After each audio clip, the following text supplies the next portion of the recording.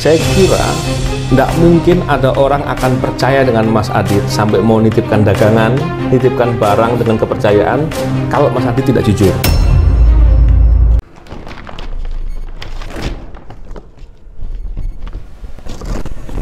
Bismillahirrahmanirrahim. Assalamualaikum warahmatullahi wabarakatuh. Salam sejahtera untuk kita semua.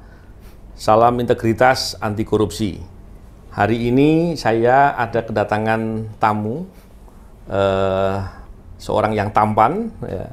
Dia punya usaha rumah makan, tapi unik. Rumah makannya gratis dan banyak.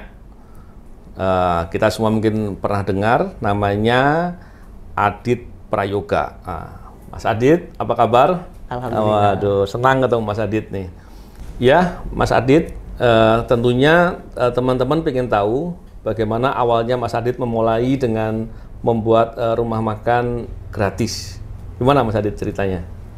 Ya, berawal dari saya diuji dengan kesulitan ekonomi, Pak. Oh, Dulu saya sakit-sakitan, terus saya susah cari pekerjaan, saya jualan keliling, utang saya banyak.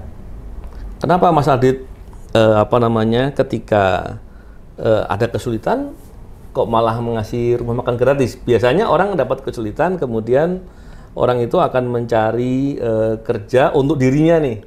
Kenapa kok malah berbuat untuk orang lain?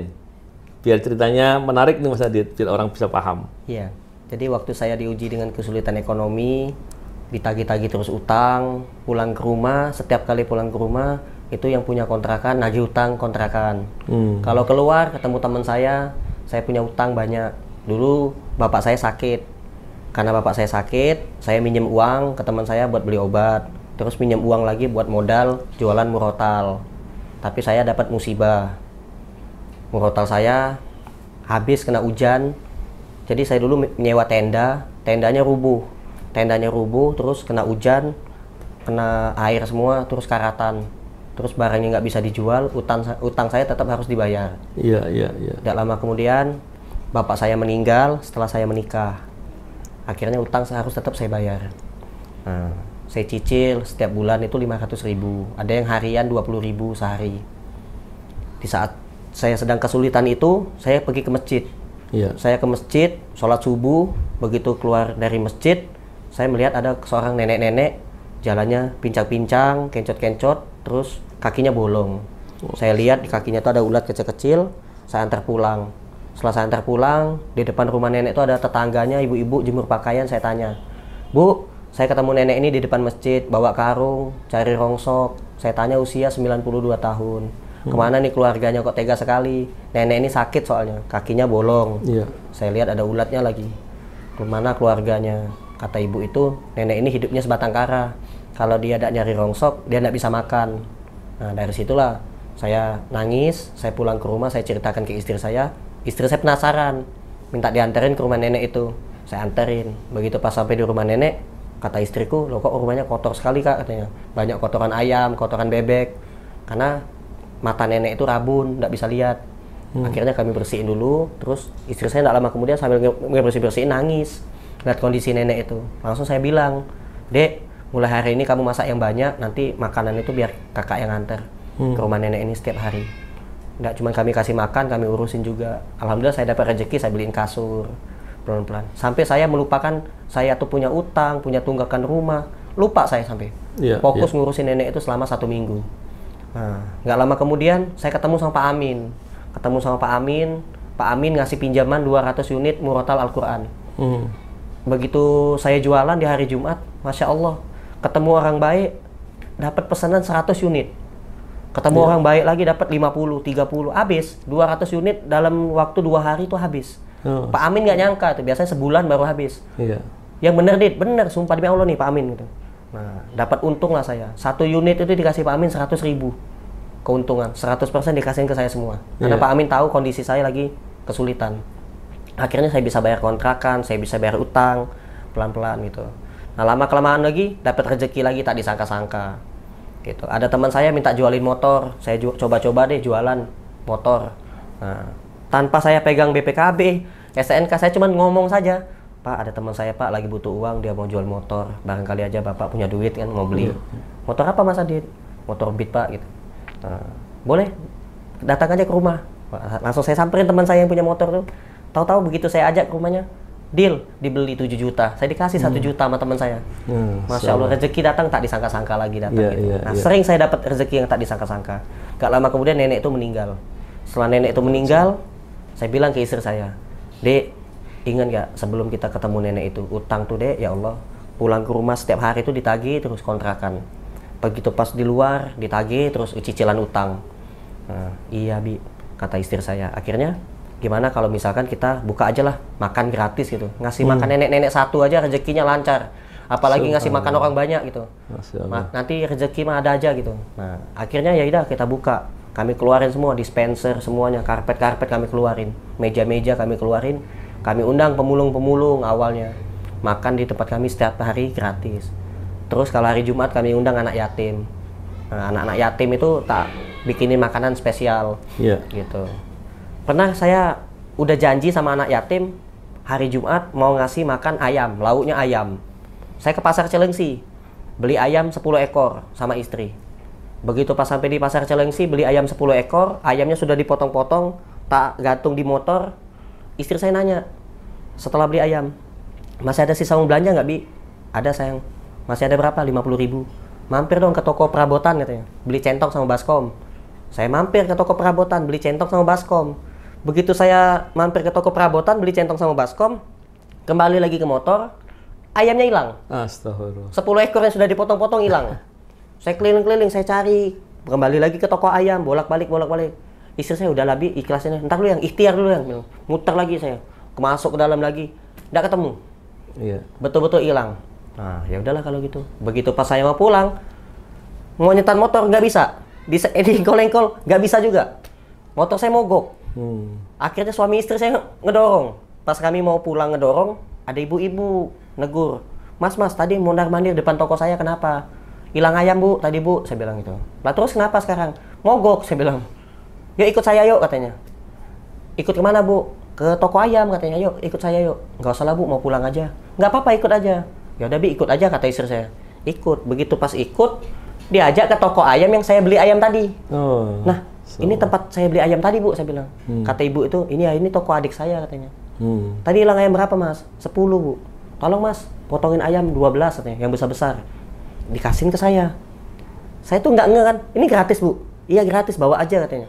Masya Allah, alhamdulillah, terima kasih banyak Bu. Ya udah, saya kembali ke motor. Nah, saya tuh lupa gitu kan, nggak nge gitu kan. Begitu ibu tuh baik banget kasih ayam 12 ekor, saya taruh di motor, terus saya nyetat motor, nyala. Langsung istri saya naik, saya jalan. Begitu saya noleh ke belakang, saya, Dek kok kamu nangis? Allah tuh maha baik katanya. Kita hilang ayam 10 ekor, diganti 12. Kita beli yang kecil-kecil, dikasih yang besar-besar katanya. Itu plastiknya penuh. Plastik besar. Plastiknya lebih besar daripada yang plastik saya beli tadi. Nah, terus tadi motor Allah bikin mogok. Ini kamu begitu pas bawa motor, ini nyala, hidup langsung. Begitu di starter. Masya Allah. Memang yang disampaikan Mas Adit ini luar biasa. Saya kalau mendengar dari yang disampaikan ini, memang kalau kita lihat ya, untuk kita bisa menolong orang, kita mestinya tahu dulu permasalahan. Untuk bisa tahu permasalahan, itu mestinya dimulai dengan peduli. Biasanya kalau peduli, baru kemudian tahu permasalahan, terus kemudian kita bisa baru menolong. Ini Mas Adit tadi cerita itu lengkap sekali. Ini yang menggambarkan suatu hal yang luar biasa.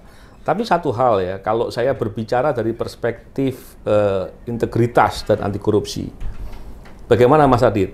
Tentang kejujuran, tentang amanah, kaitan dengan ceritanya Mas Adit ketika Mas Adit memulai dari awal, merintis. Kan tadi Mas Adit cerita tuh, di mana saat awal susah, banyak hutang, dan lain-lain. Bagaimana cerita Mas Adit ketika dikaitkan dengan kejujuran, dikaitkan dengan amanah, dan dikaitkan dengan tanggung jawab. Karena nggak jarang orang kemudian punya hutang, kabur. Atau kemudian berbohong. Ketika kemudian dapatkan amanah untuk menjualkan barang, kemudian dia menipu atau berlaku curang.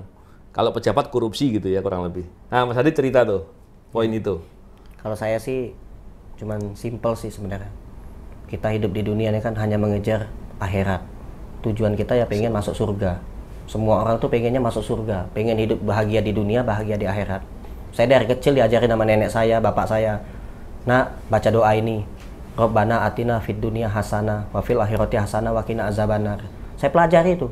Saya baca terus setiap kali saya sholat. Saya tidak sholat juga saya baca tuh doa itu. Gitu. Karena yang ngajarin memang betul nenek saya. Nah, gitu. Ternyata kita tuh kan minta kebahagiaan di dunia dan juga kebahagiaan di akhirat. Gitu. Biar kita tidak masuk neraka, biar hidup kita di dunia tidak sengsara. Saya kalau ditanya, cincin kamu pakai cincin dapat dari mana? Dikasih sama tukang kerupuk. Ngomong saya apa adanya. Tukang kerupuk punya cincin 3, batunya gede-gede. Ini batu bacan saya dikasih. Dikasih, Casio mereknya dikasih orang. Jam tangan, ditanya nih, jam tangan kau dapat dari mana? RCTI, ngisi kajian di RCTI. Itu tuh, ya rumah makan gratis inilah kayak gitu. Diwawancarai, diliput, kasih jam tangan. Baju dapat dari mana? Endorse. Terus terang aja saya jujur, dari sama AC dikasih orang. Nggak ditanya lagi sama malaikat. Coba kalau ditanya, belinya dari mana? Duitnya dari mana? Betul. Nah gitu. Ngeri saya, takut saya gitu. Mobil, datang sini pakai mobil kan. Dikasih orang juga mobil. Ada orang sakit kanker stadium 4, minta didoain, datang tiap hari dia doain Mas Adit, mudah-mudahan anak-anak santri kan banyak di situ. Minta didoain. Ya kami doain aja, doain. Masya Allah sembuh, yang nyembuhin oh Allah. Kami cuma berdoa. Gitu. Nah, jadi harta kita satu-satunya di dunia ini yang paling berharga gitu. Bahkan itu menjadi senjata. Ya doa. Doa tuh pakai apa? Pakai mulut. Makanya mulut yang kita jaga gitu. Mulut yang kita jaga, jangan sampai makanan yang kita makan yang haram. Mulut kita mengeluarkan kata-kata yang dosa, kata-kata yang bohong, gitu. Gibah, fitnah, gitu. Begitu juga gini ya Mas Adit. Tadi yang Mas Adit cerita, saya kira nggak mungkin ada orang akan percaya dengan Mas Adit sampai mau nitipkan dagangan, nitipkan barang dengan kepercayaan kalau Mas Adit tidak jujur. Betul kan ya? Begitu juga dengan amanah tadi. Ketika orang bertanggung jawab, kemudian amanah dalam melakukan kegiatan sehari-hari, itu akan membuat kekuatan luar biasa. Tentunya ini tadi contoh dari Mas Adit luar biasa dan semoga bisa menginspirasi ya. Satu hal yang saya ingin tahu di Mas Adit, dan Mas Adit perlu juga berbagi kepada banyak orang. Menolong orang tadi kan tentunya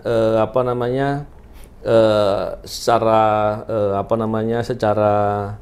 langsung maupun tidak langsung akan menguntungkan kita sendiri. Baik tadi dapat pahala, terus kita dapatkan sumber rezeki yang lebih banyak dan lain-lain.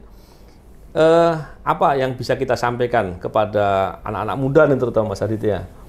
Bahwa peduli dengan orang lain, mau menolong orang lain itu juga menguntungkan diri kita. Selain dari 2 hal tadi Mas Adit, barangkali Mas Adit punya cerita-cerita yang lain nih.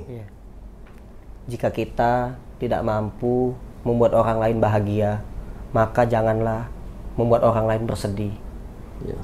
Khairun nas anfa'ahum linnas. Sebaik-baik manusia adalah manusia yang banyak memberi manfaat untuk orang lain.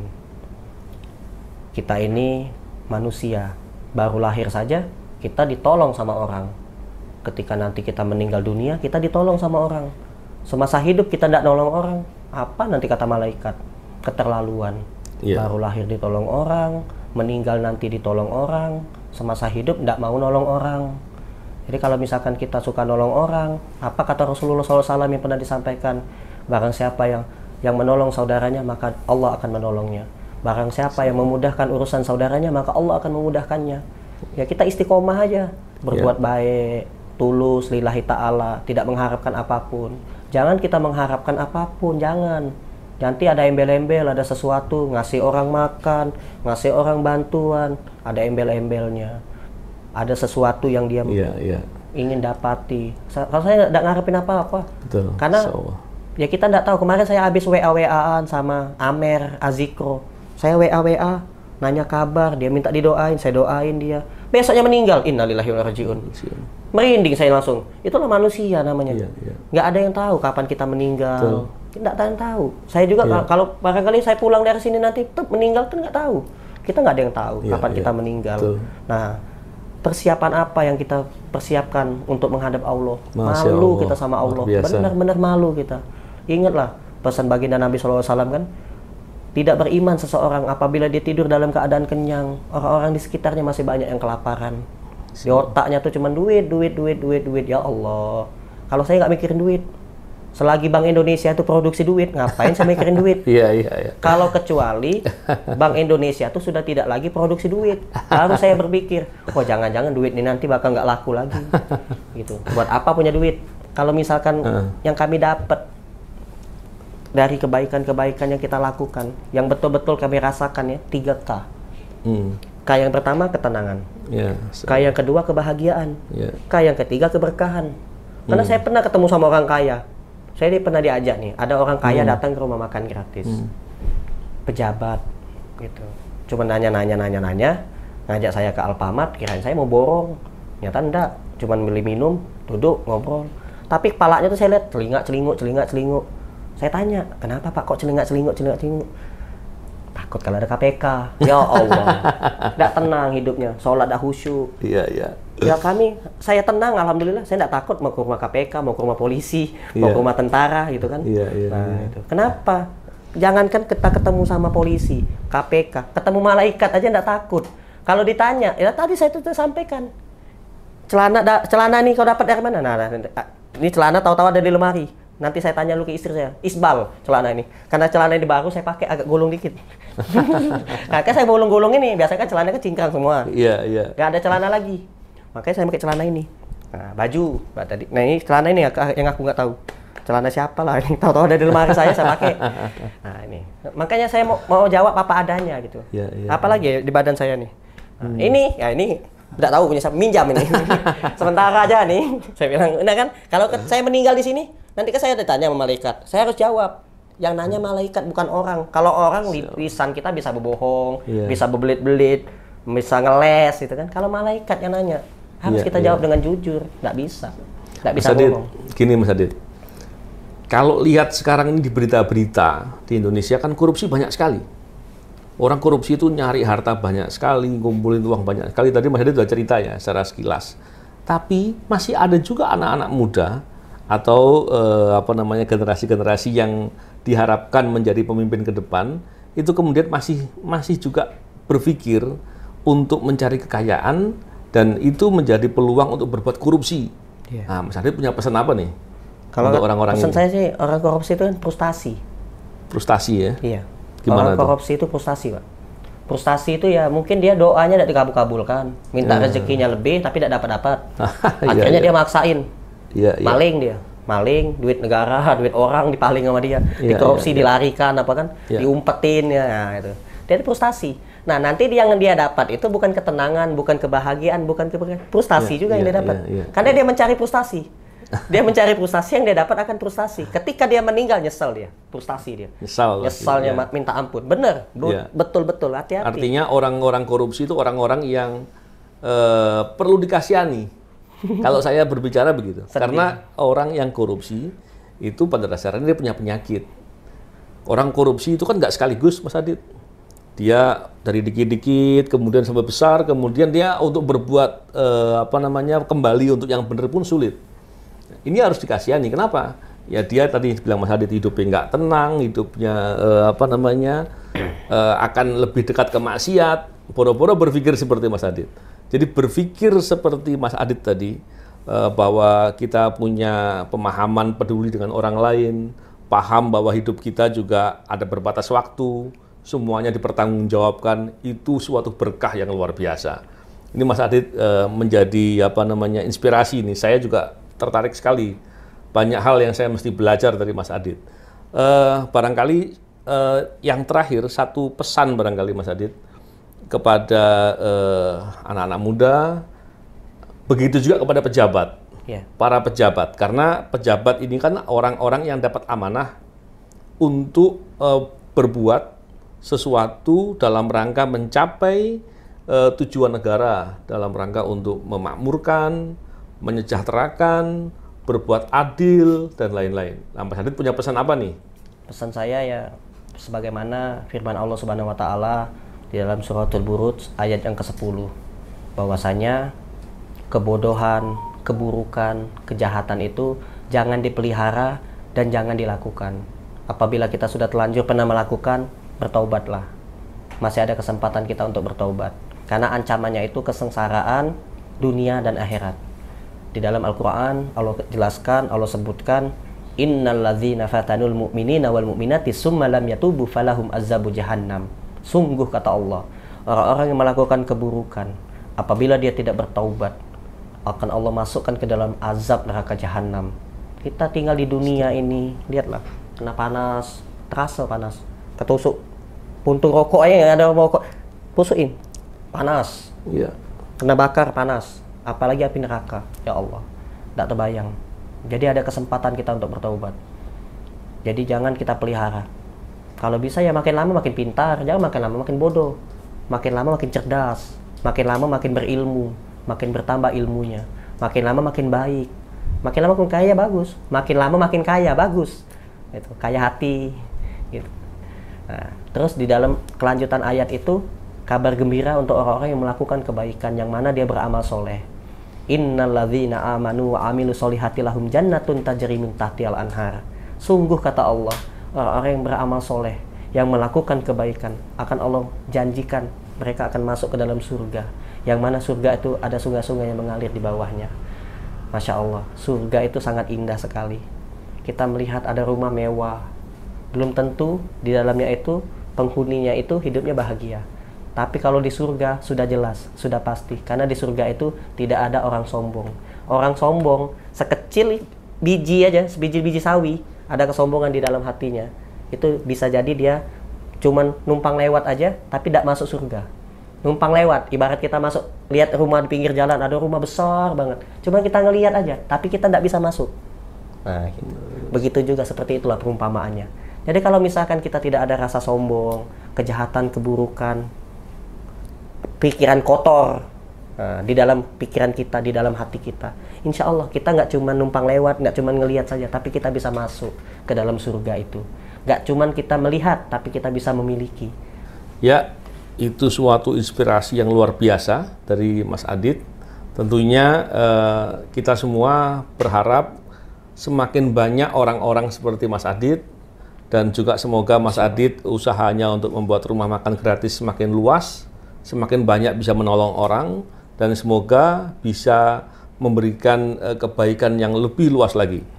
Dan satu hal yang ingin saya tambahkan adalah kita semua mendengar cerita dari Mas Adit tadi, semoga bisa kemudian menjadikan teladan, menjadikan contoh, dan juga semoga para pejabat yang masih mau berbuat korupsi kemudian harus berpikir kembali, daripada kemudian mendapatkan malapetaka di kemudian hari, maka bertobatlah gitu Mas Adit ya, bertobat dan kemudian kembali kepada jalan yang baik, dan bisa berbuat dengan jujur, menjaga amanah untuk melakukan kebaikan yang itu akan kembali kepada diri kita sendiri.